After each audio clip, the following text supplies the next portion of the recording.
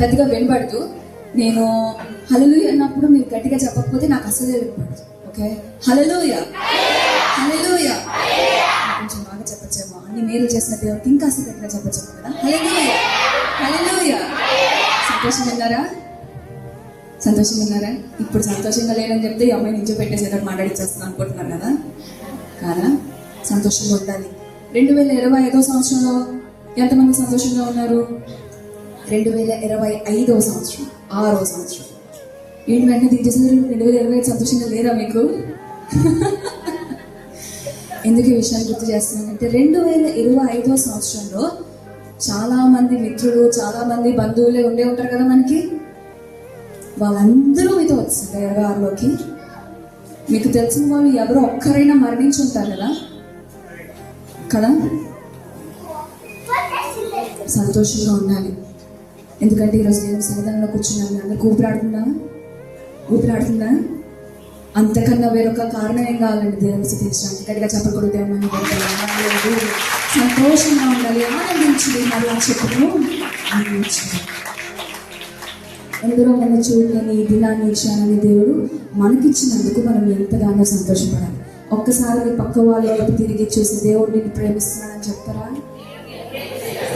మీ పక్క వాళ్ళకి, మీ ముందు వాళ్ళకి, మీ పక్క, మీ వెనక, ముందు అందరికీ దేవుడు నిన్ను ప్రేమిస్తున్నాడు, దేవుడు నిన్ను ప్రేమిస్తున్నాడు. దేవుడు మనం ప్రేమిస్తున్నాడు కాబట్టి మనం ఎంతో సంతోషంగా ఉండాలి. మంచిది.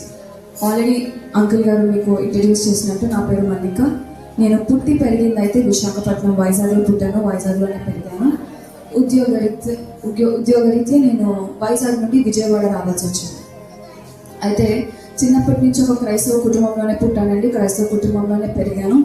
కానీ క్రీస్తుని నా సొంత రక్షకునిగా అంగీకరించి క్రీస్తులో నడవడానికి నాకు కూడా కొంత టైం పట్టింది. ఎందుకంటే క్రీస్తుని తెలుసుకోవడం, క్రీస్తుని అంగీకరించడం రెండు ఒకటి కాదు కదా. క్రీస్తును అందరం తెలుసుకుంటాం, కానీ క్రీస్తును అంగీకరించి క్రీస్తే నా సొంత రక్షకుడు అని యాక్సెప్ట్ చేసి ముందుకు వెళ్ళడానికి మాత్రం కాస్త టైం పడుతుంది. నాకు కూడా అలాగే కాస్త టైం పట్టింది. నేను దేవుని అంగీకరించాను. ఎప్పుడైతే దేవుని అంగీకరించానో అప్పటి నుంచి నా జీవితంలో శోధనలు ఇంకా పెరిగిపోతా వచ్చాయన్నమాట. నాది ఒక పెద్ద సాక్ష్యం. వాక్యం చెప్తుండగానే నా సాక్ష్యం కూడా మీతో పంచుకోవడానికి ప్రయత్నం చేస్తాను. హల్లెలూయా. అయితే మిమ్మల్ని అందరినీ ఒక ప్రశ్న అడగాలనుకుంటున్నాను. మీరు ఎంతమందికి దేవుడు నన్ను వాడుకోవాలి, దేవుడు నన్ను నిల్చోబెట్టాలి, నేను దేవుడి కోసం ఒక సాధనగా ముందుకు పరుగులు తీయాలని ఆశ ఉందని తెలుసుకోవచ్చు? మీ చేతులు పైకెత్తి చూపించగలుగుతారా? ఆమేన్, హల్లెలూయా. ఎందుకో నాకు ఈ మాట గుర్తుకొస్తుంది, ఎందుకు ప్రేరేపింపబడుతున్నాను నాకు తెలియదు, నేను చెప్తాను. ఈరోజు మీరు ఇక్కడ ఉన్న వారిలో కొంతమంది అనుకుంటున్నారేమో, దేవా నాకు చదువు లేదు, దేవా నాకు ఉద్యోగం లేదు, దేవా నాకు మంచి ఫ్యామిలీ బ్యాక్గ్రౌండ్ లేదు, నేను అసలు నీ కొరకు వాడబడతానా అనే ప్రశ్నతో మీరు ఉన్నారేమో. ఒక విషయం మీకు జ్ఞాపకం చేస్తాను. యేసు ప్రభు వారు ఒక సముద్ర తీరాలను నడుస్తున్నప్పుడు పేతురు, సీమోను, జబదయి కుమారుడు వాళ్ళు అందులో ఒక గుంపేమో వలలు వేస్తున్నారంట. ఇంకొక గుంపేమో జబదయి కుమారులు వచ్చేసి వలల్ని బాగు చేస్తున్నారంట. ఒకరు ఏం చేస్తున్నారంట? వలలు వేస్తున్నారు. మరొక గుంపు ఏం చేస్తున్నారంట? వలలు బాగు చేస్తున్నారు. అయితే యేసు ప్రభు వారు మాత్రం మొదటి గుంపు వారిని చూసి నన్ను వెంబడించండి అన్నారంట. రెండవ గుంపు వారిని చూసి కూడా నన్ను వెంబడించండి అన్నారంట. ఇక్కడ మీకు ఏం అర్థం అవుతుంది? వలలు వేస్తున్న వారి జీవితం ఆల్రెడీ చాలా బాగుంది కదా. వాళ్ళ వల బాగుంది, వలలో చేపలు పట్టడానికి వల సిద్ధంగా ఉంది. కానీ వలలు బాగు చేస్తున్న వారి దగ్గర ఏం లేవు, చేపలు లేవు. వాళ్ళు ఇంకా వలలు బాగు చేసుకుంటూనే ఉన్నారు. నేనేం చెప్పాలనుకుంటున్నానంటే, మేబీ ఈరోజు మీ జీవితాల్లో నా జీవితం బాగాలేదు కదా, నా జీవితం సరిగా లేదు కదా, నాకు చదువు లేదు కదా, నాకు జ్ఞానం లేదు కదా, ఎందరో మంది జ్ఞానం ఉన్న వాళ్ళు బయట ఉన్నారు కదా, దేవుడు వాళ్ళే వాడుకుంటాడేమో, నన్ను వాడుకోడేమో అనుకుంటున్నారేమో. వలలు వేస్తున్న వారిని కాదమ్మా, వలల్ని బాగు చేస్తున్న వారిని కూడా ఏ తారతమ్యం లేకుండా పిలిచిన దేవుడు. చదువు లేకపోయినా, జ్ఞానము లేకపోయినా, ఉద్యోగం లేకపోయినా మీలో అనేక మందిని ఆయన కోసం నిలబెట్టబోతున్నాడు. హల్లెలూయా. నమ్మిన వారి గట్టిగా హల్లెలూయా చెప్తారా? ఇప్పుడు చూసారు కదా, నాకు నచ్చుంది కదా. ఎస్, నేను కూడా ఎందుకు జ్ఞాపకం చేశానంటే, దేవుడు నన్ను పరిచర్యలోకి పిలిచినప్పుడు 2024 సంవత్సరంలో పరిచర్యలోకి పిలిచినప్పుడు నేను అన్నాను, ప్రభువా నేను గట్టిగా మాట్లాడితే, ఫాస్ట్గా మాట్లాడితే నాకు నత్తి వస్తుంది, నేను ఎలా మాట్లాడగలను అని అడిగాను. దేవుడు నాకు మోషన్ చూపించాడు. 2021వ సంవత్సరంలో ఒక వాగ్దానం ఇచ్చాడు దేవుడు నాకు. నేను మోషేకు తోడు అన్నట్లు నీకు తోడు ఉంటున్నాను. అప్పటికి దేవుడు నన్ను పరిచయం ఇంకా పిలువల. ఇదే వాగ్దానాన్ని 2019వ సంవత్సరంలో కూడా ఇచ్చాడు. ఎప్పుడైనా కొత్త సంవత్సరంలో వాగ్దానం తీసుకోవడానికి మనం అందరూ ఎలా ఉంటామండి? చాలా ఆశగా ఎదురు చూస్తాం కదా, దేవుడు ఏ వాగ్దానం ఇస్తాడా, ఆ సంవత్సరం అంతా అది నెరవేర్చబడుతుంది కాబట్టి మనం ఎదురు చూస్తూ ఉంటాం కదా. 2019లో వచ్చిన వాగ్దానమే మళ్ళీ ఇంకొకసారి తీసుకున్నాను అనుకోండి, ఇంకో సంవత్సరంకి ఎలా ఉంటుంది? పోయిన సంవత్సరం కాక ముందు సంవత్సరం కదా ఇచ్చావు, మళ్ళీ సినిమా పెట్టి అనుకున్నాను. కానీ నాకు అప్పుడు తెలియదు, మోషేలాగా నేను నిలబడాల్సిన రోజు ఒక రోజు వస్తుంది, నేను భయపడకుండా నా దేవుడు నన్ను నడిపించే రోజు ఒక రోజు వస్తుంది అని నాకు ఆ రోజు తెలియదు. మేబీ ఈ రోజు మీ జీవితాలు మీకు ఇచ్చిన వాగ్దానాలు నెరవేర్చబడతాయా లేదా అనే ప్రశ్నలతో ఇక్కడ మీరు రోజు కూర్చున్నారేమో. అమ్మ, సమయం లేట్ అయిపోయినా, ఆలస్యం అయిపోయినా, మాట ఇచ్చిన వాడు తప్పని వాడై ఉన్నాడు. హల్లెలూయా. కనుక ఎంతమంది దేవునిచే వాడబడాలనుకుంటున్నారో ఈరోజు దేవుడు మీ అందరి కోసం ఒక ప్రత్యేకమైన వర్తమానాన్ని చెప్పడానికి నన్ను మీ వద్దకు పంపించాలని నేను నమ్ముతున్నాను. మీ అందరి కోసమే ప్రత్యేకమైన ఒక వర్తమానం. నేను చిన్నప్పటి నుంచి ఒక క్రైస్తవ కుటుంబాన్ని పుట్టడంతో చిన్నప్పటి నుంచి చర్చిలో ఉన్న అన్ని పనుల్లో నేను యాక్టివ్గా ఉండేదాన్ని. మహిమ నాకు కాదు, కేవలం నా దేవునికి మాత్రమే కలుగును కాక. నేను 5 సంవత్సరాలు ఫిఫ్త్ స్టాండర్డ్ ఆ టైంలో ఉన్నప్పటి నుంచి నేను కోయర్లో ఉండేదాన్ని, పాటలు పాడుతూ ఉండేదాన్ని. నేను యూత్కి వెళ్ళకముందే సండే స్కూల్లో ఉండేటప్పుడే సండే స్కూల్కి వెళ్ళిపోయేదాన్ని, యూత్ కూడా వెళ్ళిపోయేదాన్ని. అంటే నేను అది బై ఫోర్స్ అని నేను చెప్పాలి. నా తల్లిదండ్రులు నన్ను ఫోర్స్ చేసేవాడు అనమాట. ఎవరైనా ఉద్యోగాల్లో షిఫ్ట్లు ఎక్కేవారేమో, first shift, second shift, third shift. నాకు ఆదివారం వచ్చిందంటే షిఫ్ట్ల మీద షిఫ్ట్లు.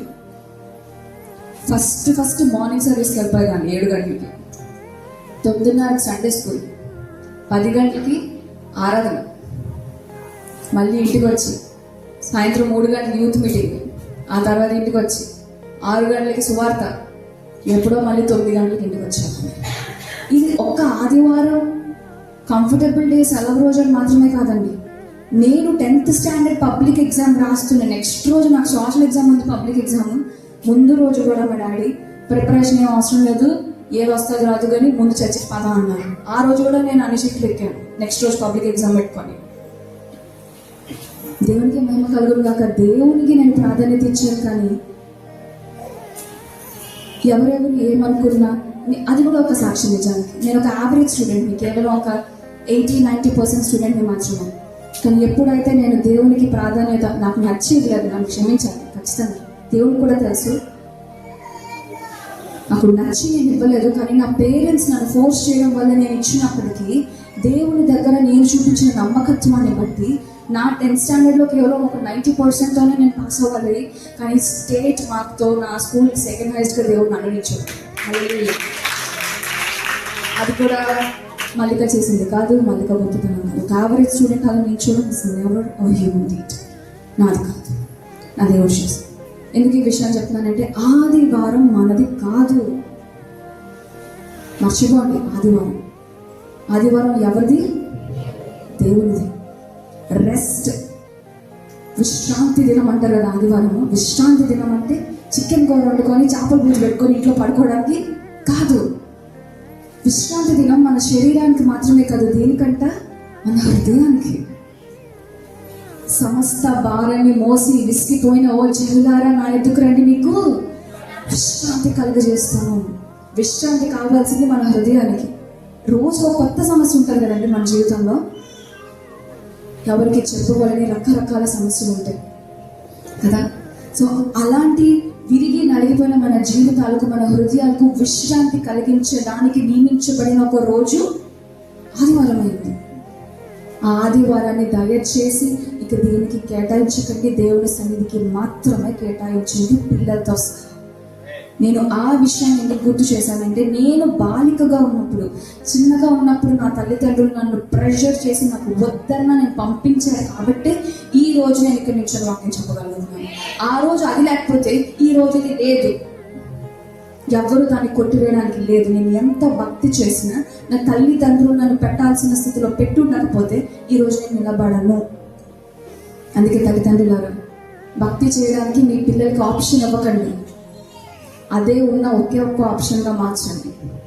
వాళ్ళకి వేరే ఆప్షన్ ఉండకూడదు. అయితే మీరు, లేకపోతే మీ దేవుడు, దీనికి మించి ఏది కనపడకూడదు. ఓకే, దేవుని వాక్యంలోకి వెళ్దాం. లూకా సువార్త 10వ అధ్యాయం తీద్దామా? లూకా సువార్త 10వ అధ్యాయం.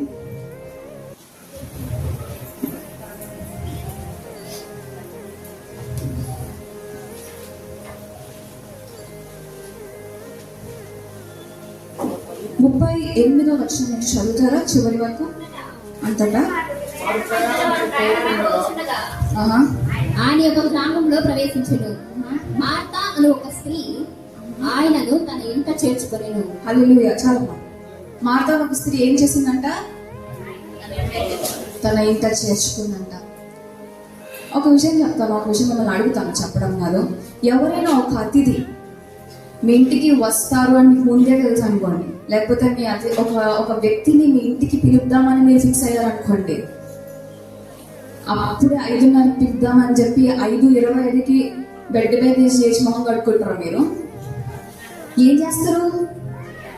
సారీ, ముందే తెలుస్తారు.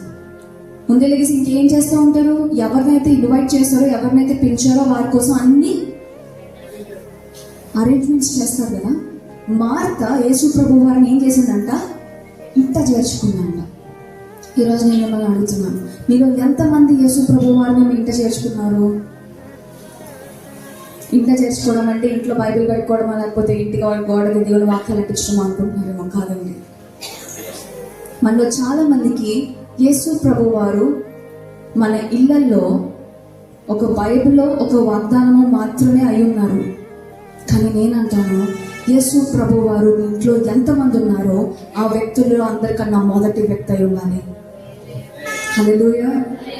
ఈరోజుకి నేను అదే ప్రార్థన చేస్తాను. ప్రభువా, నేను నా ఇంటి వారు నిన్నే సేవిస్తున్నాను. మా ఇంట్లో ఉన్న వారందరికన్నా నువ్వు మొదటి వ్యక్తి అయి ఉన్నావు. షడ్రక్, మెషక్, అబేద్నెగోలు అగ్నిలో పడవేయబడినప్పుడు ఎవరు దిగొచ్చారంట? దేవుడు దిగొచ్చాడు. మన గృహాల్లో శోధన వస్తున్నప్పుడు, శోధన మధ్యలో మనం నలిగిపోతున్నాం, దేవుని ఆత్మ ప్రసన్నత మనం అనుభవించలేకపోతున్నాం అంటే ఎందుకు? యేసు ప్రభు వారు, లేకపోతే దేవుడు మన మధ్య దిగి రావడానికి తగ్గ స్థలం అది కాదు. కాబట్టి మన గృహాల్లో సమస్యలు ఎందుకు ఉండిపోతున్నాయి తెలుసా? యేసు ప్రభు వారిని, మన దేవుణ్ణి మన ఇంట చేర్చుకోవడానికి, మన హృదయంలో చేర్చుకోవడానికి సరైన స్థానం మనం ఏర్పాటు చేయలేదు. ఎలా పడితే ఇల్లు గందరగోళంగా పిచ్చి పిచ్చిగా ఉంటే అతిథులు రమ్మంటే వాళ్ళు వచ్చి కూర్చుంటారండి? భక్తి లేని ఇంట, దేవుడంటే ప్రేమ లేని ఇంట, దేవుడంటే గౌరవం లేని ఇంట దేవుడు వచ్చి కూర్చుంటాడండి? కూర్చో. సంఘం వస్తాం, వాక్యాలు వింటాం, ఇంటికి వెళ్తాం, సినిమా చూస్తాం. ఏం ప్రయోజనం? అల్లరితో కూడిన ఆట పాటల వల్ల ఏమవుతుంది? మన హృదయాలు ఇక్కడ ఏదైతే వాక్యంతో నింపబడతాయో ఆ వాక్యం అంతా చల్లా చెదరైపోయి ఆ అల్లరి మాత్రమే మన హృదయంలో నింపబడుతుంది. అల్లరికి కర్త ఎవరు కాదు? నా దేవుడు కాదు. అటువంటి హృదయంలో నా దేవుడు కూర్చోడు, అటువంటి ఇంట నా దేవుడు బస చేయడు. కాబట్టి యేసు ప్రభు వారిని తన ఇంట చేర్చుకోవడానికి సిద్ధపడుతుందంటే ఎవరు? Martha. I can tell availability to God. దేవునికి మనం అందుబాటులో ఉండాలని నేను అంటాను. మీలో ఎంతమంది దేవునికి అందుబాటులో ఉన్నారు? ఎందుకు ఈ విషయం నేను చెప్తున్నానంటే, చిన్నప్పటి నుంచి నేను చెప్పినట్టు వాక్యాలు చదువుకునేదాన్ని, పాటలు పాడేదాన్ని, అటు తిరిగేదాన్ని, ఇటు తిరిగేదాన్ని, అంత చర్చ్ పని చేసేదాన్ని, అంతా చేసేదాన్ని. మేబీ ఈరోజు చాలా మంది మీరు అనుకుంటున్నారేమో, నేను చర్చ్ చూపిస్తాను, చర్చ్లో అంత మినిస్ట్రీ చేస్తాను, వచ్చి పాటలు పాడతాను, బలమైన వాక్యం చదువుకుంటాను, ఇంట్లో అంత ప్రార్థన చేస్తాను, అయినప్పటికీ నా జీవితంలో కార్యాలు ఎందుకు జరగట్లేదు అని అనుకుంటున్నారేమో. అది నేను ఒక విషయం చెప్తాను. దేవుని కొరకు పనిచేయడం, దేవునితో కూర్చొని పనిచేయడం ఒకటి కాదు. మిమ్మల్ని ప్రేమించిన మీ కొడుకు కూతురు ఉన్నారండి, మీ కొరకు డబ్బులు సంపాదించడానికి, మీ ఇల్లు ఆనందంగా ఉండడానికి వారు వేరే దేశానికి వెళ్ళి ఉద్యోగం చేస్తున్నారు అనుకోండి. మీ సంతోషం కోసమే వెళ్ళారు, మీ కుటుంబాలు బాగుపడాలనే వెళ్ళారు. వెళ్ళి అక్కడ డబ్బులు నెల నెలా మీకు పంపిస్తున్నారు అనుకోండి. వాళ్ళని మీకు ఫీల్ అవ్వగలుగుతారా? వాళ్ళు ఇక్కడ ఉన్న ఆనందాన్ని మీరు పొందుకోగలుగుతారా? పొందుకోలేరు. ఎందుకు? మనిషి లేడు అక్కడ. వాళ్ళతో కూర్చొని ఆనందించడానికి మీ పక్కన వాళ్ళు లేరు కదా. అదే ఏ దేశంలో ఉన్నా ఎప్పుడో ఒకసారి వచ్చి మీతో కూర్చొని మీతో సమయం గడిపితే మీకు ఎలా ఉంటుంది? ఆ డబ్బుల కన్నా మనిషి విలువ అనిపిస్తుందా లేదా? ఈరోజు అదే స్థానంలో మిమ్మల్ని పెట్టుకోండి. దేవుడి కోసం పనిచేసినంత మాత్రాన దేవుడు ఆనందపడతాడేమో కానీ మీరు దేవుడితో కూర్చొని దేవుడితో మాట్లాడకపోతే దేవుడిని మీరు ఎప్పుడు అనుభవించరు, ఎప్పటికీ అది జరగదు. సంఘం అనేది బలంగా అవ్వాలన్నా, ఆత్మీయంగా మన జీవితాల్లో మనం బలపరచబడాలన్నా, దేవుడు మనల్ని వాడుకోవాలి అనే ఒక సంకల్పం మనలో కలుగుతుంది అంటే మొట్టమొదటిగా మనం చేయాల్సిన విషయం అని తెలుసా? దేవునికి అందుబాటులో ఉండండి. దేవునికి అందుబాటులో ఉండండి. నాకు తెలిసిన ఒక దైవజనుడు, ఒక యవ్వన దైవజనుడు, తనకున్న సాక్ష్యాన్ని ఇతరులతో పంచుకుంటా ఉన్నప్పుడు నేను కూడా మీలాగే జనాల్లో ఒక వ్యక్తిగా కూర్చొని ఆయన సాక్ష్యాన్ని వింటా ఉన్నాను. ఆయన సాక్ష్యం చెప్తే కూడా ఆయనకి క్యాన్సర్ వ్యాధి అన్నమాట. ఆ క్యాన్సర్ వ్యాధి నుంచి దేవుడు ఆయన స్వస్థపరిచాడు. లోకం అందరి ఎదుట సాక్షిగా నిలబడ్డాడు. అయితే ఆ దైవజనుడు వేరొక పెద్ద దైవజనుడి దగ్గర శిష్యుడికాన్ని చేస్తా ఉన్నాడు. సో పెద్ద దైవజనుడి శిష్యుడిని అడిగాడంట, ఇలా బాబు, నీలా అనేక మంది క్యాన్సర్ జబ్బులతో బాధపడుతున్నారు, వాళ్ళందరినీ దేవుడు స్వస్థపరిచాడు, కానీ నిన్ను మాత్రమే దేవుడు ఎందుకు వాడుకుంటున్నాడు తెలుసా? నువ్వు దేవుడికి అందుబాటులో ఉన్నావు కాబట్టి అన్నాడు. గట్టిగా చెప్పకూడదు. మన జీవితం అందరికీ మేలు జరుగుతున్నాయి, నీకు మేలు జరగట్లేదా? నాకు చేసిన దేవుడు నీకు చేయట్లేదా? మరి దేవుడు నన్ను ఎందుకు వాడుకుంటున్నాడు? నేను దేవుడికి అందుబాటులో ఉన్నాను కాబట్టి.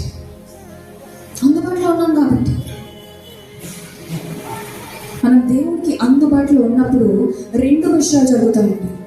ఒకటి, దేవుడు మనకి నేర్పిస్తాడు. రెండు, మనలో ఒక పరివర్తన కలిగిస్తాడు. మానవుగా మనకుండే టెండెన్సీ ఏంటంటే మనం చేస్తుంది కరెక్ట్, నేను చేస్తుంది రైట్, ఇది ఇలానే చేయాలి, అలానే చేయాలని మనం అనుకుంటాం. కానీ నిజానికి దేవుడు మనల్ని ఎక్కడికి తీసుకొని వెళ్ళాలనుకుంటున్నాడో, ఏ రకంగా మనల్ని మార్చాలనుకుంటున్నాడో దానికి చాలా పరివర్తన అనేది అవసరం. రూపాంతరం చెందడం అనేది అవసరం. ఆ రూపాంతరం మనం చెందాలంటే మొదట కూర్చొని నేర్చుకోవాలంటే ముందు దేవుడికి మీరు ఎలా ఉండాలి? అందుబాటులో ఉండాలి. ఏ ఉపాధ్యాయుడైనా పిల్లలకి పాఠాలు నేర్పించాలనుకున్నప్పుడు ట్యూషన్లో ఉపాధ్యాయుడు వచ్చి కూర్చొని ఆ పిల్లోడు రాకపోతే ఏమన్నా ప్రయోజనం ఉందండి? ఆ పిల్లోడు ఏమైనా నేర్చుకోగలడా? ఉపాధ్యాయుడికి నేర్పించాలని ఎంత భారం ఉన్నా, ఎంతగా ఉపాధ్యాయుడు ఆశపడుతున్నా, ఆ పిల్లోడు నేర్చుకునే స్వభావం లేనప్పుడు ఉపాధ్యాయుడు అయినా నేర్పించగలడండి? నేర్పించగలరా? దేవుడి రోజు మీ జీవితాన్ని, నా జీవితాన్ని కట్టి ఆయన కోసం పరిగెట్టే సైనికులుగా మార్చాలనుకుంటున్నాడు.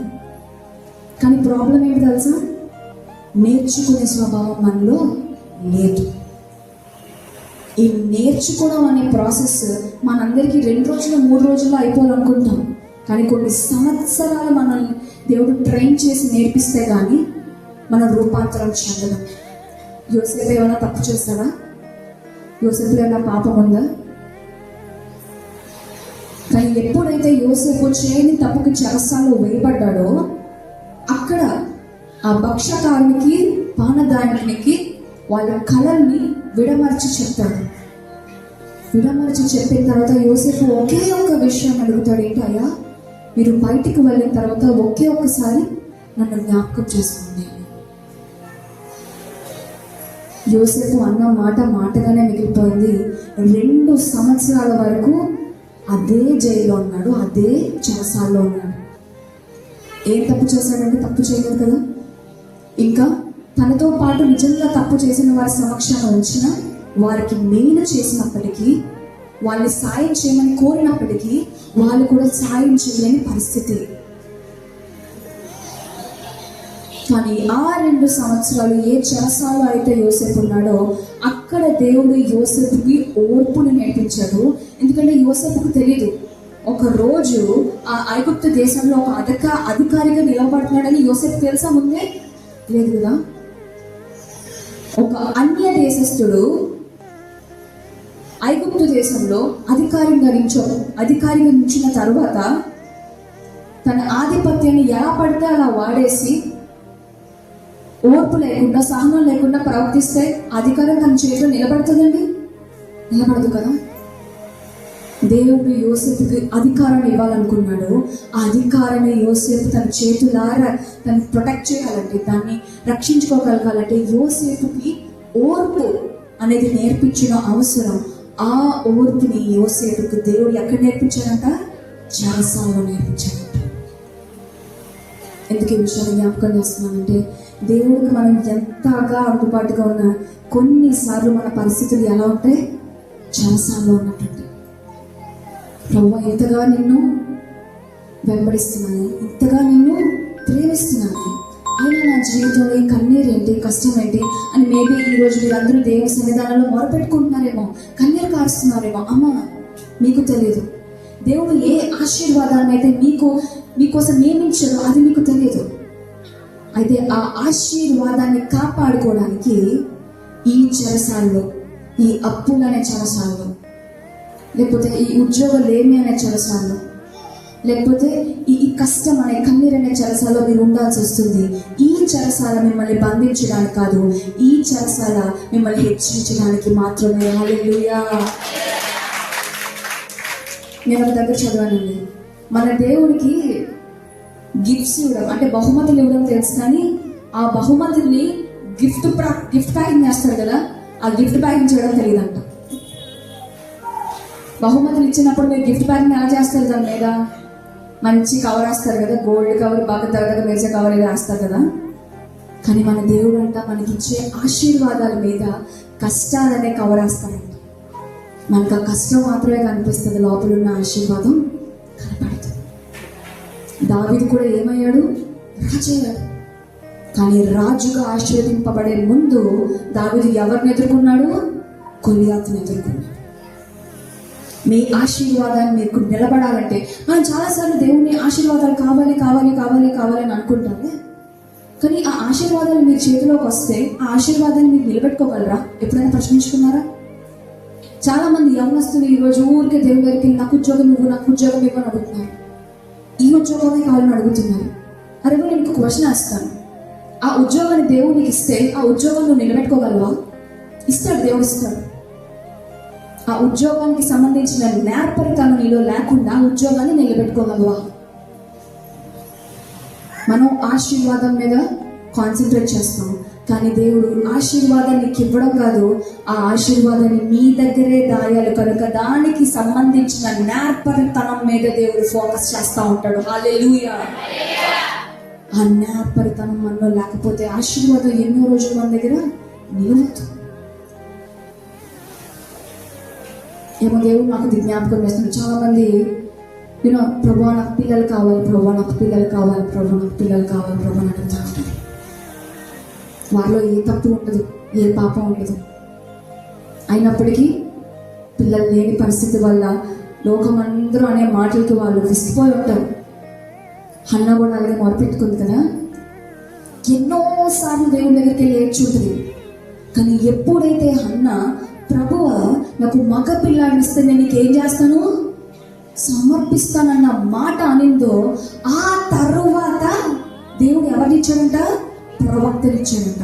హన్న కేవలం ఒక కుమారుని కావాలనుకుంది, నా దేవుడు మాత్రం హన్నాకి ప్రవక్తని ఇవ్వాలనుకున్నాడు. హల్లెలూయా, హల్లెలూయా. నీకు ఈరోజు ఉద్యోగం కావాలనుకుంటున్నావు, దేవుడు నీకు ఉద్యోగాన్ని ఇచ్చే ఒక అధికారం ఇచ్చేయాలనుకుంటున్నామో ఎవరికి తెలుసు? నీవు ఈరోజు దేవుడి దగ్గర కూర్చొని నా అప్పును తీరిపోతే చాలు అనుకుంటున్నావు, కానీ నా దేవుడు నిన్ను అప్పిచ్చేవాడిగా చేయాలనుకుంటున్నామో ఎవరికి తెలుసు? నువ్వు ఈ రోజు నేను స్వస్థపరచబడిపోతే చాలు అనుకుంటున్నావు, కానీ నా దేవుడు అసలు నీకు అనారోగ్యం కాదు కదా, ఆరోగ్యకరమైన శరీరాన్ని ఇవ్వాలనుకుంటున్నాడేమో ఎవరికి తెలుసు. అనారోగ్యం వచ్చేదాకా తెలియదు. ఓకే, ఇవి గుడ్ హ్యాబిట్స్ అనమాట, పొద్దున్నే లేచిగా నీళ్ళు తాగాలన్నమాట. ఓకే, ఇవి మంచి ఫుడ్స్ అనమాట, పొద్దున్నే లేచి తినాలి. అప్పుడు దాకా ధ్యాస దాని మీద పడదు.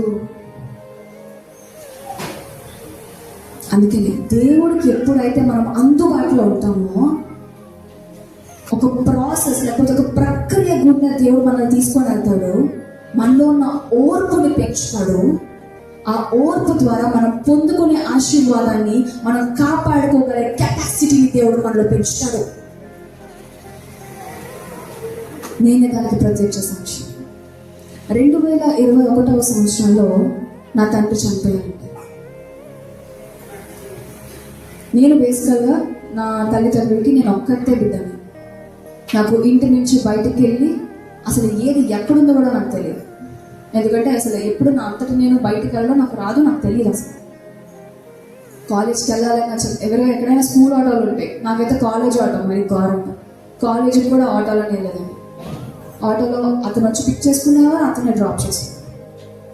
అంత భద్రతగా ఉండేవారు. ఎందుకంటే మా డాడీ పోలీస్ డిపార్ట్మెంట్లో పనిచేసేవారు కాబట్టి ఆయన భద్రత విషయంలో చాలా జాగ్రత్తగా ఉండేవారు అన్నమాట. సో ఎప్పుడైతే ఆయన చనిపోయారో నాకేం అర్థం కాలేదు, ఏం చేయాలో నాకు అర్థం కాలేదు, ఎక్కడికి వెళ్ళాలి. ఇంకా నాకు ఆ పరిస్థితిలో ఏం చేయాలో అర్థం కాక కోపం వచ్చేస్తుంది కదా. నాకు మామూలుగానే ముక్కు మీద కోపం, చాలా కోపం ఎక్కువ నాకు. కానీ నాకు ఏం చేయాలో అర్థం కాక ఇంకా కోపం వచ్చేస్తుంది. ప్రతి చిన్నదానికి కోపడిపోతూ ఉండేదాన్ని. అప్పుడు దేవుడు నేను మోషకు తోడైనట్టు నీకు తోడై ఉంటాను, నేను నీకు ఇది చేస్తాను, నేను నీకు అది చేస్తాను అని దేవుడు వాగ్దానం ఇస్తూ ఉండేవాడు. దేవుడి మీద ఇంకా కోపం వచ్చేసరికి ఏంటి వాగ్దానాల మీద వాగ్దానం ఇస్తాను, నా జీవితం మాత్రం ఇలా అయిపోయింది అని చాలా చాలా చాలా కోపంగా దేవుడి దగ్గర కూర్చునేదాన్ని నేను. కానీ అప్పుడు ఒక ప్రవక్త నాతో మాట్లాడుతూ అన్నారు, అమ్మ మల్లిక, దేవుడు నిన్ను ఒక సైనికురాల్లా వాడుకుంటారు, కానీ దేవుడి మీద ఉన్న కోపాన్ని నువ్వు పక్కన పెట్టి చూడు అన్నారు. నా వల్ల అయితే కాదు. ఎందుకు? తండ్రిని కోల్పోయిన బాధలో ఉన్నాను. పైగా నేను ఒక CA స్టూడెంట్ అండి, చార్టెడ్ అకౌంటెంట్ స్టూడెంట్. నేను మన దేశంలో CA పాస్ పర్సెంట్ కేవలం ఒక 2% మాత్రమే ఉంటారు. అంటే ఒక 100 మంది రాస్తే అక్కడ 2 మాత్రమే పాస్ అవుతారు. అంత కష్టమైన కోర్సుని నేను ఎంచుకున్నాను, నేను రాశాను. అప్పటికే నాకు కరెక్ట్గా రావాల్సిన దానికన్నా కరెక్ట్గా 5 మార్కులు తక్కువ వచ్చి నేను ఫెయిల్ అయిపోయాను ఆల్రెడీ ఫస్ట్ అటెంప్ట్లో. అప్పటిదాకా మెరిట్ స్కోర్స్, స్టేట్ ర్యాంక్స్ కొట్టిన నేను ఒకేసారి ఫెయిల్యూర్ చూడడంతో, ఓడిపోవడం అంటే ఏంటో చూడడంతో అప్పటికే బాధలో ఉన్నా. ఆ బాధకి తోడు మా నాన్న చనిపోవడం, అది ఇంకా బాధ. ఒక్కసారి ఇక్కడున్న నేను దేవుడు ఎక్కడ పడేసాడు నన్ను. ఆ రోజు నేను అన్నాను, ప్రభువా, చిన్నప్పటి నుంచి నీ సన్నిధిలోనే పెరిగి నీ పని చేశాను కదా, నాకేంటి శోధన, నా దగ్గర నుంచి ఎందుకంత లాగేసుకున్నావు, నేను నీతో మాట్లాడినా అని నా దేవుడికి నేను దూరం అయిపోయానండి. దేవుడితో మాట్లాడడం మానేశాను. నువ్వు దేవుడివే కాదన్నాను ఒకసారి. కానీ నా దేవుడు ఎంత మంచివాడంటే, నువ్వు దేవుడు కాదు అని తృణీకరించిన నా నోటితోనే తండ్రి నన్ను క్షమించిన మరో క్షణమే పరిగెట్టుకుంటూ వచ్చి నాకు హత్తుకున్నాడు. దేవునికి మహిమ కలుగును. అంతటి ప్రేమ మనం కలిగి ఉన్నామండి. ఓకే, నేను ఎందుకు ఇదంతా చెప్తున్నా, ఆ టైంలో నా ఇంట్లో ఆర్థిక పరిస్థితి అంత మెరుగ్గా ఏం లేదు. తండ్రి చనిపోయాడు కదా, ఆర్థిక పరిస్థితి చాలా చిన్నపిల్లలు అయిపోయింది. నేను దేవుడిని అడిగాను, ప్రభువా, నేను ఎక్కడైనా నాకు ఉద్యోగం చేయాలి, నాకు ఉద్యోగం ఇవ్వాలి. రూల్ ప్రకారం దేవుడు ఇవ్వాలనుకుంది ఏ ఉద్యోగం? గవర్నమెంట్ ఉద్యోగం. అని ఇప్పుడు నేను చేస్తున్న ఉద్యోగం. కానీ ఇప్పుడున్న కోపంతో నేను కానీ గవర్నమెంట్ ఉద్యోగంలో కూర్చుంటే నెక్స్ట్ రోజు నేను పీక్ పక్కకు పెట్టేస్తాను, డౌటే లేదు అందులో. కావాలి కావాలి కావాలని కింద మీద పడి దేవుడిని అడిగాను, కానీ దేవుడు నాకు అది ఇవ్వలేదు. ఎందుకంటే దేవుడికి తెలుసు నాలో ఉన్న కోపం, నాలో ఉన్న రోషం, నాలో ఉన్న అసహనం, దాంతో దేవుడు నాకు నేను అడిగిన ఉద్యోగం ఇస్తే ఆ ఆశీర్వాదాన్ని నేను నిలుపుకోలేను. దేవుడికి అది తెలుసు. అందుకే ఏం చేశాను తెలుసా, నాకు ఉద్యోగం వచ్చే దానికన్నా 1 సంవత్సరం ముందు ఒక స్కూల్లో టీచర్గా నాకు ఉద్యోగం ఇచ్చాను. వెళ్ళాను. ఎక్కడైనా టీచర్లు అయితే 2 క్లాసులు, 6th, 7th, 8th, 9th, 10th అలా ఇస్తారు. కానీ నాకు మాత్రం LKG నుంచి 10th వరకు అన్ని క్లాసులు నేను చెప్పాలి. నాకు ఇచ్చిన రోల్ ఏంటంటే సాఫ్ట్ స్కిల్స్ ట్రైనర్. అంటే పిల్లలు ఎట్లా ఇంగ్లీష్లో మాట్లాడాలి, ఎట్లా వాళ్ళు నేర్చుకోవాలి, వాళ్ళ బాడీ లాంగ్వేజ్ ఎలా ఉండాలి, వాటి మీద దాని గురించి ట్రైన్ చేయడానికి నన్ను పంపించారు. 8 నెలలు పనిచేశానండి. ఆ పిల్లలతో పనిచేసి చిన్న పిల్లలు కదా, కోపం వచ్చేస్తూ ఉండేది, కానీ వాళ్ళ మొక్కలు చూస్తే కోపం అంతా పోయేదన్నమాట, చల్లారిపోయేది. అలా నేను నేర్చుకున్నాను. ఓపికగా సహనంగా ఉండడం, కోపం లేకుండా మాట్లాడడం, కోపం వచ్చేస్తున్న కొన్నిసార్లు మాట్లాడకుండా ఎవరు మూసుకోవడం, అన్నీ నేను ఎక్కడ నేర్చుకున్నాను? నాకు వద్దనుకున్న ఉద్యోగంలో నేర్చుకున్నాను. నేను చెప్తున్నాను, మీరు కావాలనుకునే దానికి మీరు పొందుకునే ముందు మీరు వద్దనుకునే దాంట్లో మీరు నేర్చుకుంటారు. హల్లెలూయా. నేను వద్దనుకునే ఉద్యోగంలో నేను కావాలనుకునే ఉద్యోగానికి సంబంధించిన కెపాసిటీస్ అని దేవుడు నాకు నేర్పించాడు. అందుకే చెప్తున్నాను, మీ జీవితంలో మీరు వెనకబడలేరు. మీరు ఎక్కడుండాలో అక్కడే ఉన్నారు. దేవుడు మిమ్మల్ని ఎక్కడ పెట్టాలనుకున్నాడో మీరు అక్కడే ఉన్నారు. ఈ లోకం మీకన్నా తొందరగా లేదు, మీకన్నా స్లోగా లేదు. మీరు కరెక్ట్గానే ఉన్నారు. దేవుని సమయాన్ని మీరు పాటిస్తున్నారు. చింతపడకండి, భయపడకండి. అందుకే చెప్తున్నాను, దేవునికి మనం అవైలబుల్గా ఉంటే, ఎప్పుడైతే నేను దేవుడి మీద కోపాన్ని పక్కన పెట్టేసి నేను దేవుని కోసం ఇంత చేశాను అంత చేశాను అనే విషయాన్ని పక్కన పెట్టేసి, ప్రభువా నా కోపాన్ని నేను పక్కన పెట్టి నేను అడుగుతున్నాను, నువ్వు నాకు నేర్పించు, నేను ఏం చేయాలో నాకు నేర్పించు, నాకు చెప్పు అని దేవునికి ఎప్పుడైతే నేను అందుబాటులో ఉన్నానో, దేవుడు నాకు 1 సంవత్సరం సమయం తీసుకొని నాలో నా కోపాన్ని, అసహనాన్ని తీసి పక్కన పడేశారు. ఈ రోజు ఉద్యోగంలో నేను ప్రశాంతంగా పనిచేయగలుగుతున్నాను. దేవునికి మహిమ కలుగును గాక. మీరు వెళ్ళాలనుకుంటున్న ప్రదేశాలు గొప్పవి. దేవుడు మిమ్మల్ని తీసుకెళ్ళాలనుకుంటున్న ప్రదేశాలు ఇంకా గొప్పవి. ఆ ఇంకా గొప్ప ప్రదేశానికి మీరు వెళ్ళాలంటే ఇప్పుడున్న మీ ప్రదేశంలో మీరు ఉండి తీరాల్సిందే. ఆ శ్రమను మీరు జయించి తీరాల్సిందే. అక్కడ మీరు నేర్చుకొని తీరాల్సిందే. ఇంకా ముందుకు వెళ్ళి చదువుకున్నానా? ఆమెకు మరియా అను సహోదరి ఉండేది. ఈమె యేసు పాదముల యొద్ద కూర్చుండి ఆయన బోధ వినిచుండెను. చాలా ఏం చేస్తుందంట? మరియా బోధ వింటుందంట. దేవుడిచే వాడబడాలి, దేవుడు నా జీవితాన్ని ఆశీర్వదించాలనుకునే వాళ్ళు చేయాల్సిన మొదటి విషయం ఏంటండి? దేవుడికి మనం అందుబాటులో ఉండాలి. రెండో విషయం ఏంటంటే, మరియా ఏం చేస్తుందంట? బోధ వింటుందంట. మనుషులుగా మనకి దేవుడు నోరిచ్చాడు, కుక్కలు నోరిచ్చాడు మరుగుతూ అంటే మనుషులు ఏం చేస్తూ ఉంటారు? మాట్లాడుతూ ఉంటారు. ఎంత బాధలో ఉన్నా, ఎంత వేదనలో ఉన్నా, చివరికి మనుషుల మీద ఉన్న మనుషులు కూడా అలవాటు ఏంటండి? బడబడ బడబడ బడబడ బడబడ మాట్లాడుతూనే ఉంటారు కదా.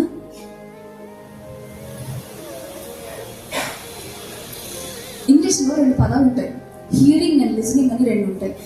ఇక్కడ ఇంగ్లీష్ బైబిల్లో మేరీ వాజ్ లిజనింగ్ అని ఉంది. హియరింగ్ అంటే వినేవాడు, లిజనింగ్ అంటే విని అర్థం చేసుకునేవాడు. మరి అంట కేవలం వినట్లేదంట, విని అర్థం చేసుకుంటుందంట. దేవుని బోధన కూర్చొని విని అర్థం చేసుకుంటుందంట. మనం అందరం చర్చలో కూర్చుంటాం ఆదివారం, కానీ కొంతమంది దేవుడి వాక్యం వింటా ఇంట్లో చేపల పులుసు దగ్గర వెళ్ళిపోతారు కదా. ఇంట్లో ఈ పని చేయాలి, ఆ పని చేయాలి, ఈ పని మొత్తం అన్ని గుర్తు చేస్తూ ఉంటాయి. రేపు చేయాలి కదా, రేపు వచ్చేయాలి కదా అని మొత్తం ఆలోచించేస్తూ ఉంటాం. అది కేవలం వినేవారి పని. కానీ దేవుని బోధ వినేటప్పుడు ఎలా ఉండాలంట? విని దాన్ని అర్థం చేసుకోవాలంట. నేను ఇక్కడ ఒకే ఒక దాని మీద కాన్సన్ట్రేట్ చేయాలనుకుంటున్నాను. వినడం అనే ఒకే ఒక పదం మీద నేను కాన్సన్ట్రేట్ చేయాలనుకుంటున్నాను. చెవు కలిగిన వాడు వినుగాక. అక్కడ మరియాకి మాత్రమే చెవులు ఉన్నాయా? మార్తకు లేవా?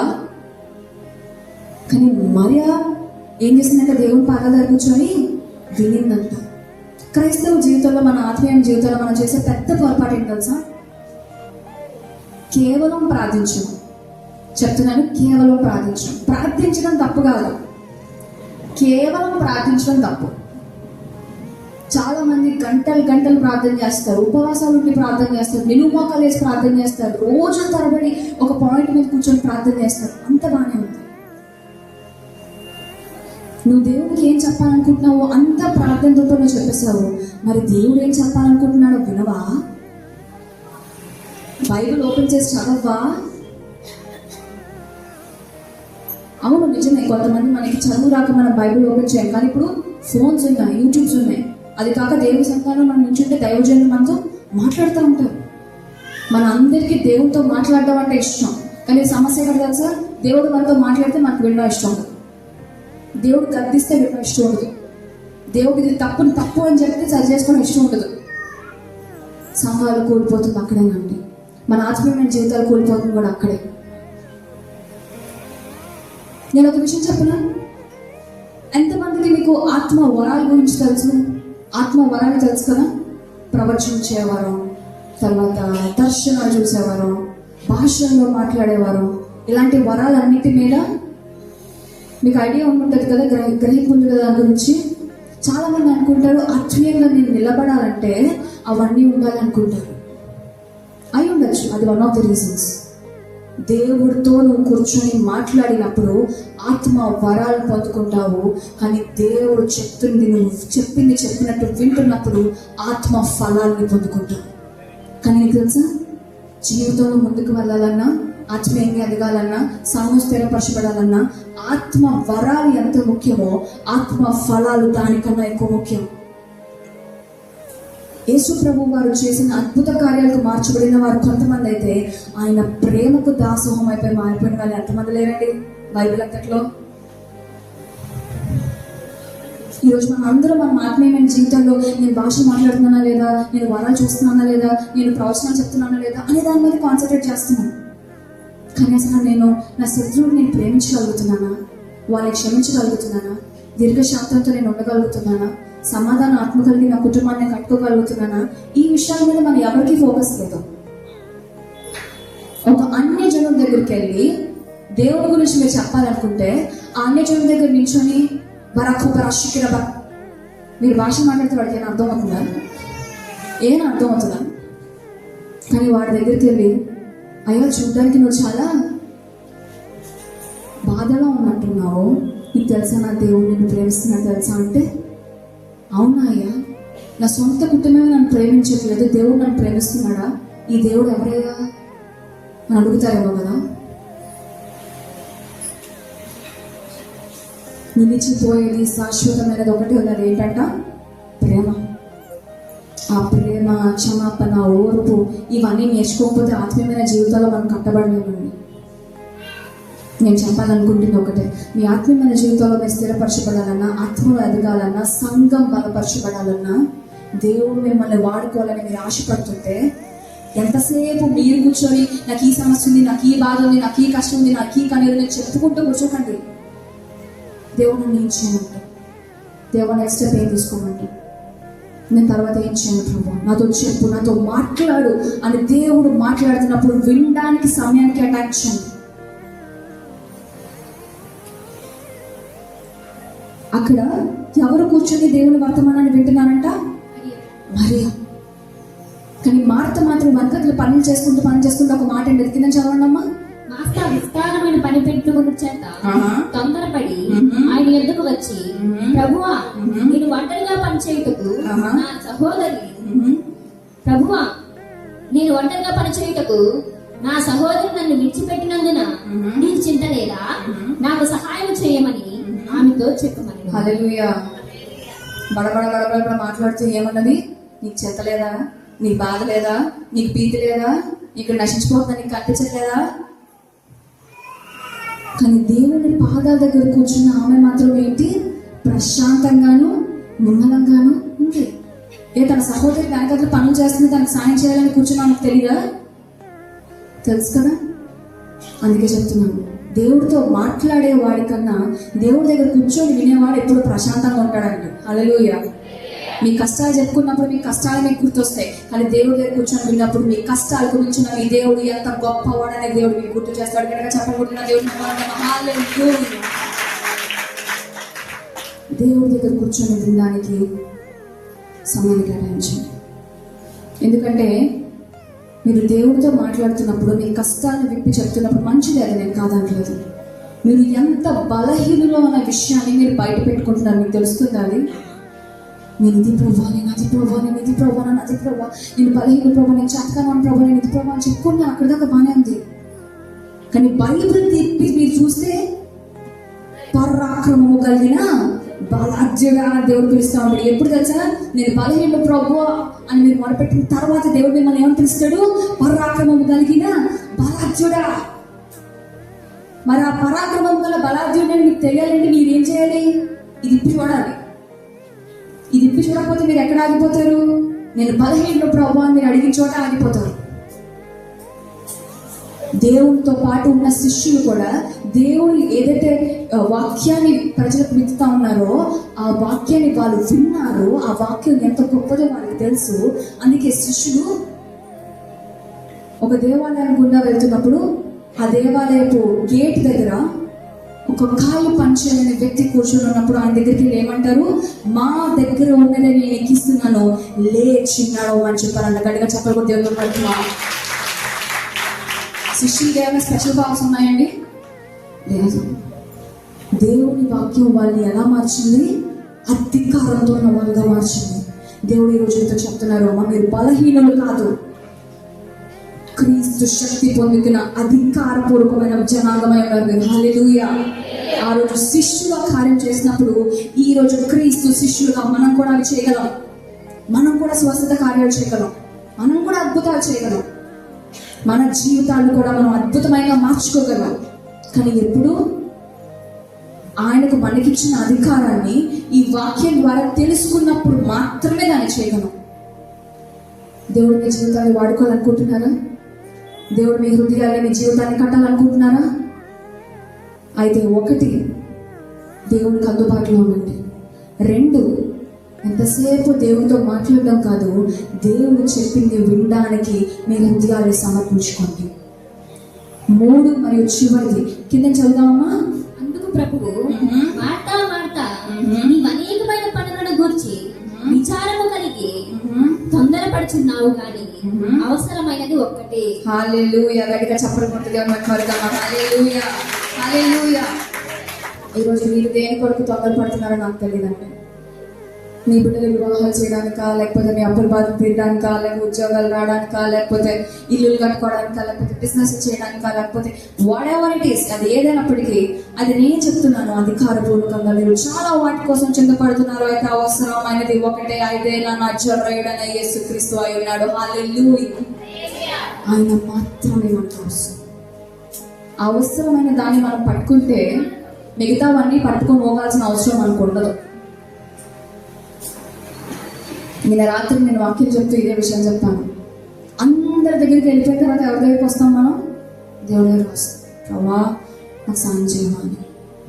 కానీ మొదట మనం ఎవరి దగ్గరికి వెళ్ళాలి? దేవుడి దగ్గరికి వెళ్ళాలి. దేవుడి పాదాలు పట్టుకోవాలి. దేవుడి మీద ఆధారపడాలి. ఎందుకంటే అవసరమైంది దేవుడు మాత్రం. మీకు చాలా ఆప్షన్స్ ఉన్నా దేవుడి దగ్గరికే మీరు ఎప్పుడు వస్తారు చెప్పండి? విశ్వాసం ఉన్నప్పుడు కదా, నమ్మకం ఉన్నప్పుడు కదా, దేవుని వ్యక్తిత్వం ఏంటో మనకు అర్థమైనప్పుడు కదా. కొంతమంది ఆంటీలు అంటూ ఉంటారు, మా మమ్మీ కూడా ఉండదు అప్పుడప్పుడు, ఏదైనా స్వీట్ కానీ హాట్ కానీ ఇంట్లో వండినప్పుడు బాక్సెస్ తీస్తాం కదా పక్కింటోళ్ళకి ఎదురింటోళ్ళకి. బా ఆంటీకి అయితే బాక్స్ ఇవ్వతే బాక్స్ తిరిగి రాదంట. నమ్మకం, మళ్ళీ ఆ బాక్స్ తిరిగి రాదని నమ్మకం.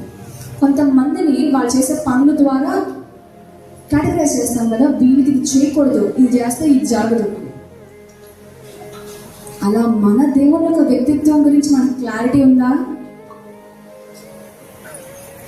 ఆయన వ్యక్తిత్వం గురించి, ఆయన ఎంత గొప్పవాడో, ఎంత మంచివాడో అనే క్లారిటీ మీకు ఉంటే అవసరమైంది ఆయనే అని మీకు అర్థమవుతుంది. ఎప్పుడైతే మీ దేవుడు ఎంత గొప్పవాడో, మీ దేవుడు మిమ్మల్ని విడిచిపెట్టడం, మీ దేవుడు మిమ్మల్ని హత్తుకుని ఉంటాడనే నమ్మకం మీకు కుదరకపోతే ఆయనను మించి అన్నిటినీ వెతుకుతూ కూర్చుంటారు. ఆ నమ్మకం, ఆ క్లారిటీ ఉన్న వాళ్ళు మాత్రమే దేవుని మీద ఆధారపడుతున్నారు. నాకు ఏమీ లేనప్పుడే నేను దేవుని నమ్మాను. 2024 సంవత్సరంలో దేవుడు నన్ను తన పరిచయం చేయడానికి పిలుచుకున్నాను. నా పరిస్థితి భయంకరం. దానికన్నా ముందు యాక్చువల్గా నాకు ఉద్యోగం వచ్చింది, విశాఖపట్నంలో వచ్చింది. డెప్యూటీ కమిషనర్ ఆఫీస్లో నాకు ఉద్యోగం వచ్చింది. కానీ నా పోస్టింగ్ అక్కడైనప్పటికీ 3 రోజులు డెప్యూటీ కమిషనర్ ఆఫీస్లో పనిచేయించుకొని నాకు విజయవాడ ట్రాన్స్ఫర్ చేశాను. నాకు అర్థం కాలేదు.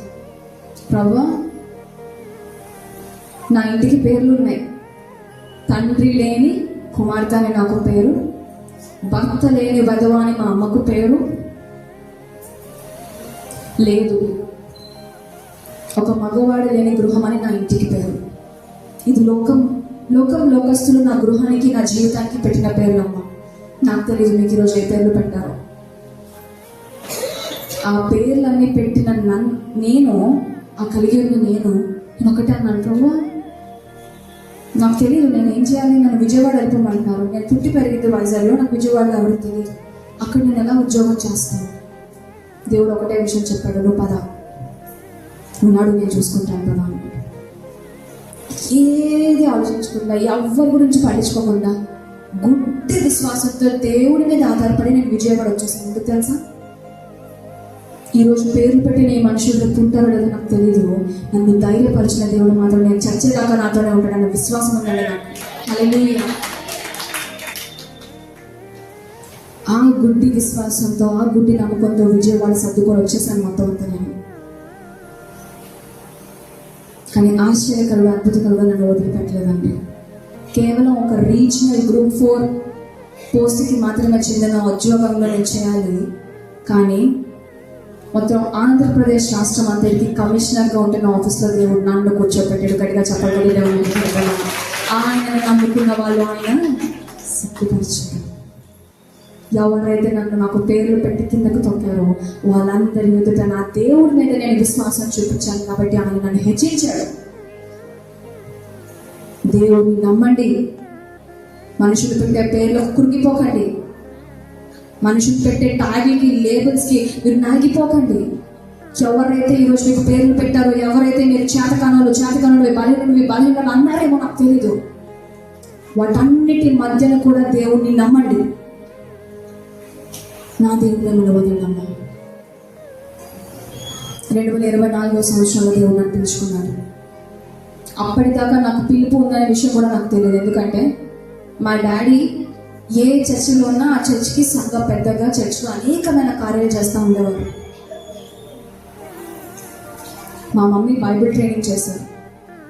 నాకు వాయిస్ ఏదో కాస్త కోస్త బాగుంటుంది కాబట్టి పాటలు పాడుకొని వెతికేదానిలో జీవితం అంతా వర్షిప్ పాటలో కోయర్లో మనం వెళ్ళిపోదాం అనుకున్నాను. కానీ వాక్యం చెప్పే రోజు ఒక రోజు వస్తుందని నాకు తెలియదు. పాటలు పాడినప్పుడు నెత్తి వస్తుందా? రాదు. మాట్లాడినప్పుడు వస్తుంది కదా, ఇది మనకు కాదు కానీ నేను వెళ్ళి తీసుకున్నాను కంప్లీట్గా. కానీ నా దేవుడు ఎంత గొప్పవాడు అంటే 2024 సంవత్సరం నన్ను పిలిచినప్పుడు, ప్రభు నన్ను ఎక్కడికి వెళ్ళమంటావు, నన్ను ఏం చేయమంటావు, నేను ఏం చేయాలో నాకు తెలియదు కదా అన్నాను. అప్పుడు నా జనరేషన్కి తగినట్టుగా దేవుడు నాకు ఇచ్చిన ఆలోచన ఏంటంటే, why don't you make some reels, ఒక యూట్యూబ్ లేకపోతే ఇన్స్టాగ్రామ్ ఓపెన్ చేసి ఆన్లైన్లో రీల్స్ ఎందుకు పెట్టకూడదు నువ్వు అని ఒక థాట్ ఇచ్చాడు నాకు. సరే, నాతో ఏదో ఉన్న వీడియో చేసినప్పుడు అయితే ఆ నత్తిని నేను కట్ చేసుకోవచ్చు కదా, ఎడిట్ చేసుకోవచ్చు కదా ఆ వీడియోస్. నేను ఇక్కడ చలిగా అయిపోతుంది, ప్రాబ్లం ఏముంటుందని నేను రీల్స్ చేయడం మొదలుపెట్టాను. 2025 జనవరి 6వ తారీఖున ఇన్స్టాగ్రామ్లో ఫస్ట్ లవ్, ఆ మొదటి ప్రేమ అనే ఒక పేజ్ని, ఆర్గనైజేషన్ని నేను స్టార్ట్ చేశానండి. ఎంతమందితో తెలుసా? 10 మందితో, కేవలం 10 మందితో. ఈ జనవరి 6వ తారీఖు 2026కి కరెక్ట్గా ఒక సంవత్సరం అయింది. 10 మంది కాస్త 58,000గా మారారు. గట్టిగా చెప్పకపోతే 1,000 కాదు,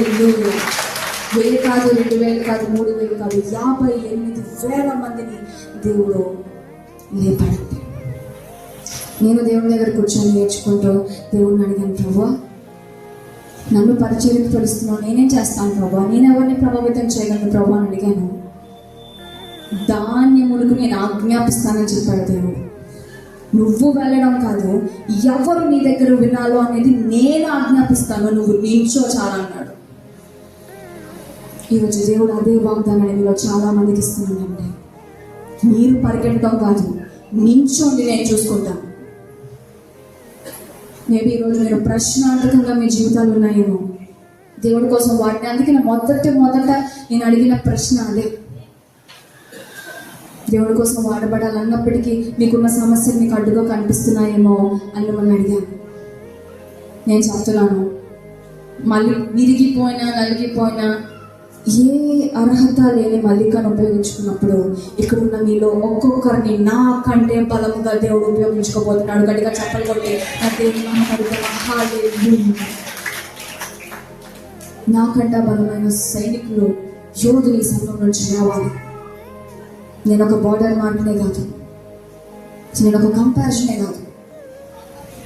నన్ను మించిన యోధులు, నన్ను మించిన బలమైన వాళ్ళు ఈ సంఘంలో నుంచి రావాలి. ఏ తారతమ్యం లేకుండా వెంబడించమని పిలిచిన దేవుడు ఈరోజు ఇక్కడున్న మీలో కూడా ఏ తారతమ్యం లేకుండా మీరు ఆయనను వెంబడిస్తే, అది షరతు. మీరు ఆయనను వెంబడిస్తే, మీరు ఆయనకు ప్రాధాన్యత ఇస్తే, మీరు కూర్చొని ఆయన దగ్గర వింటే, మీరు ఆయనకి అందుబాటులో ఉంటే, నా దేవుడు మిమ్మల్ని నించోబెట్టడానికి సమర్థుడు, సిద్ధముగా ఉన్నాడు. ఆయన సిద్ధంగా ఉన్నాడు. మరి మీరు సిద్ధంగా ఉన్నారా? ఒకే ఒక్క విషయాన్ని చెప్పి నేను ముగిస్తాను.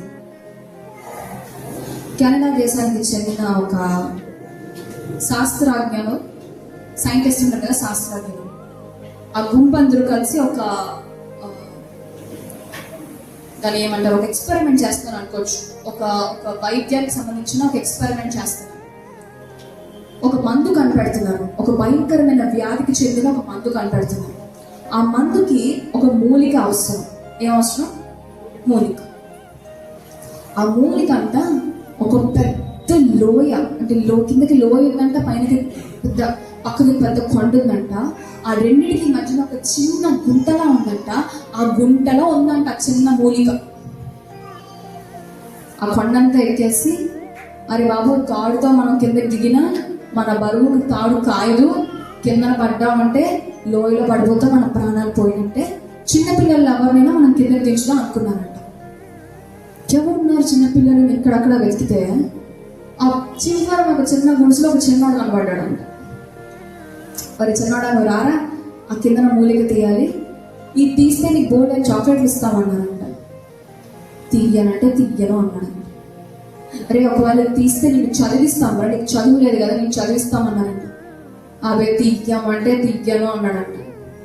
అరే, నువ్వు ఒక పూరి గొడుసులో అంటున్నావు, నీకు ఒక కొత్త ఇల్లు ఇస్తాంరా, ఈ మూలిక తీయరా, ఇది ఎంతో శ్రేష్టమైన మూలిక, తీసి పెట్టరా, నీకు కొత్త ఇల్లు ఇస్తామంటే తీయనంటే తీయను అన్నాడంట. మరి బాబా అలా కాదు, ఒక ఒప్పందం చేస్తున్నాం, ఏం చేస్తే నువ్వు అది తీస్తావు అన్నాడంట. ఓకే, ఆ గుడిసెలో మా నాన్న ఉంటాడు, మా నాన్నని పిలిచి తాడు పట్టుకోమన్నాడు, నేను తీసి పెడతా అన్నాడంట. సరే, ఆ నాన్నని పిలుద్దామని అయితే ఎవరైనా ఏమనుకుంటారు, వాళ్ళంత కాన్ఫిడెంట్గా చెప్పానంటే ఆ నాన్న సుమో లేకపోతే పెహల్వానో అనుకుంటారు, మంచి స్ట్రాంగ్గా దిట్టంగా ఉంటారు అనుకుంటారు. ఆ నాన్న అంట గాలి వస్తే ఎగిరిపోయినట్టు ఉన్నాడంట. ఇలాగా వచ్చాడంట. వచ్చి తిరిగి ఆ శాస్త్రజ్ఞులు అందరూ మాట్లాడుకున్నారు, ఎవరు ఏంట్రా ఇంతమంది తాడు లాగుతున్నామన్నా ఈడు తీనంటున్నాడు, ఆ నాన్న లాగుతానంటే ఏంటి ఈడు తీస్తానన్నాడు. సర్లే, మనకు తీయడం కావాలి, ఆ నాన్న అయితే ఏంటి, అత్త అయితే ఏంటి, మనకి ఎందుకులని వదిలేసాడు. నాన్న వచ్చాడంట, దింపాడంట, మనోడు వెళ్ళి మూలికి తీసాడంట. మూలికి చేతిలోకి వచ్చిన తర్వాత అక్కడ ఉన్న శాస్త్రజ్ఞులందరికీ చాలా ఆశ్చర్యం అనిపించి వాడిని అడిగారంట, ఇలా బాబు ఇంతమంది తీస్తామన్నాము, నువ్వు కిందకి దిగలేదు, నీకు డబ్బా చూపించాము, నువ్వు కిందకి దిగలేదు, నీకు చాక్లెట్లు ఇస్తామన్నాము, చదువు ఆశ కూడా చూపించాము, దిగలేదు, మీ నాన్న మాత్రమే వస్తే నువ్వు ఎందుకు దిగామన్నప్పుడు ఆ పిల్లోడి యొక్క సమాధానం ఆశ్చర్యం. ఆ పిల్లోడు అన్నాడంట, అంకుల్, నేను కిందకి దిగినప్పుడు ఏదైనా అటు ఇటు అయితే మీరు తాడు వదిలేస్తారేమో, అది నేను కిందకి దిగినప్పుడు ఏదైనా అటు ఇటు అయితే మా నాన్న అయితే నాకన్నా ముందా కిందకు వచ్చి నేను కాపాడుతాడు అంకుల్ అన్నాడు. చప్పలు కొట్టి ఎందుకు ఈ విషయం అంతా చెప్పాలంటే, ఆ పిల్లోడికి చుట్టూకి ఎన్ని ఉన్నా ఎవరిని నమ్మాడండి? తండ్రిని నమ్మాడు. ఎందుకు? తన తండ్రి ఎలాంటి స్వభావం కలిగిన వాడు, నన్ను కాపాడుతాడని కాన్ఫిడెన్స్ ఎవరికి ఉంది? ఆ పిల్లోడికి ఉంది. అయితే ఈరోజు నేను వాళ్ళు అడుగుతున్న ప్రశ్న, ఈ శోధనలో, వేదనలో, కన్నీళ్ళలో మీరు కూలిపోయారని ఇబ్బంది పడుతున్నారే, నా దేవుడు దీనిలోంచి బయటికి తీసుకురాగల సమర్థుడు అన్న కాన్ఫిడెన్స్ మీకుందా? నా దేవుడు నన్ను విడిపిస్తాడు, నా దేవుడు నన్ను రక్షిస్తాడు, నన్ను బయటకు తీసుకొని వస్తాడు, నన్ను నిల్చోపెడతాడు, నన్ను వాడుకుంటాడు అన్న కాన్ఫిడెన్స్ మీకుందా?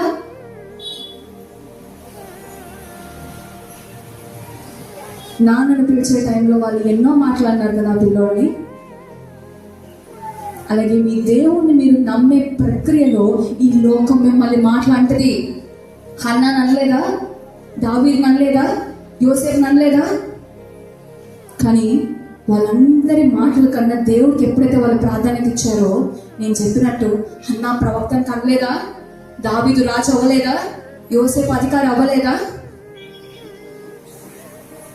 ఎవరైతే మిమ్మల్ని విరగొట్టి, మిమ్మల్ని నలగొట్టాలి, మిమ్మల్ని లేకుండా చేయాలని ఏ రకమైన ఉద్దేశాలతో మిమ్మల్ని మాట్లాడినారో, నేను అంటున్నానమ్మా, ఇక్కడ అక్కడ వెనక ముందు కాదు, కరెక్ట్గా వాళ్ళ కళ్ళ ముందు మిమ్మల్ని నిల్చోపెట్టి హెచ్చించగల సమర్థుడు మీరు నేను పూజిస్తున్న నా యేసు.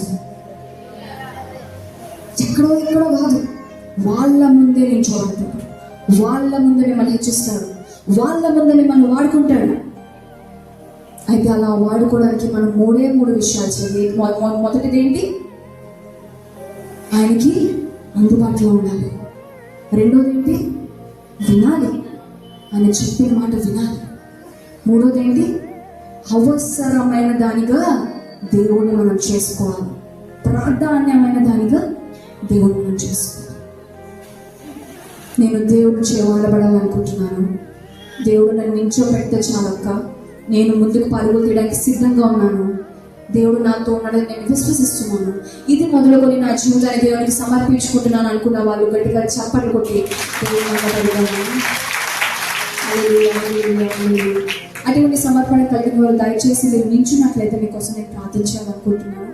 దయచేసి మీరు నించుని ముందుకు వచ్చినట్లయితే మీ కొరకు నేను ప్రార్థించాలనుకుంటున్నాను.